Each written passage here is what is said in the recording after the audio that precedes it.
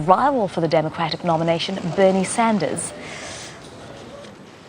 For more than a year now, across thousands of miles in all 50 states, tens of millions of Americans have made their voices heard. Today, I just want to add mine. I want to congratulate Hillary Clinton on making history as the presumptive Democratic nominee for President of the United States. Look, I know how hard this job can be. That's why I know Hillary will be so good at it. In fact, I don't think there's ever been someone so qualified to hold this office. Well, for now, Bernie Sanders is staying in the race. The final primary before next month's convention is in Washington, D.C. on Tuesday. He's been addressing his supporters there.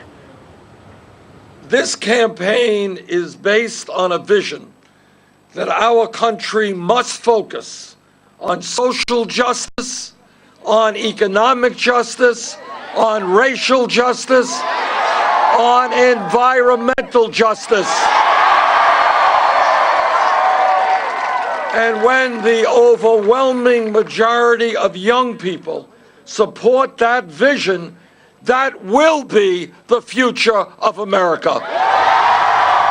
Let's go to our correspondent, Kimberly Halkett, now. She's live at that rally in Washington, D.C. So, Kimberly, tell us more about, what does Sanders have to say to his supporters after Clinton has already become the presumptive nominee and now received the official endorsement from President Obama?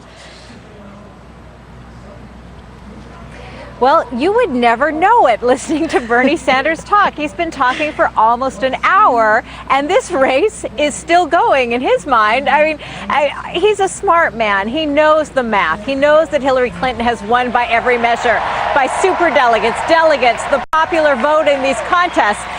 Yet Bernie Sanders has said from the beginning he never thought he'd get this far. At one point, he was 60 points behind Hillary Clinton.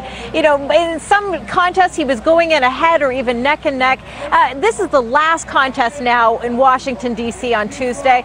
And Bernie Sanders has always maintained that this is more than just about a political candidacy. This is about a movement to transform the United States.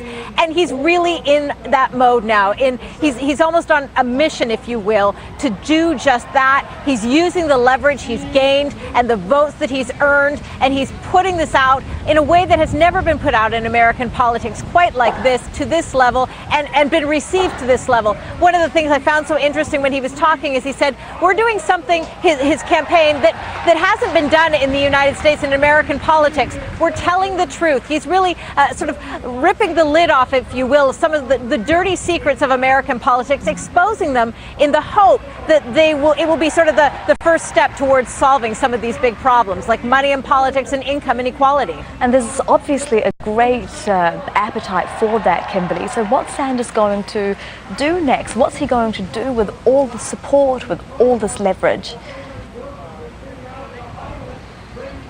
Well, that's sort of the million-dollar question, but I can tell you already the day he had in Washington is unlike any he had before. I mean, Bernie's been a politician for decades. He's been in the U.S. Congress for quite a while, yet today he met with Barack Obama at Bernie Sanders' suggestion. He met with the vice president. He met with the top Senate Democrat in the U.S. Congress. He's commanding an audience he's never had before, and people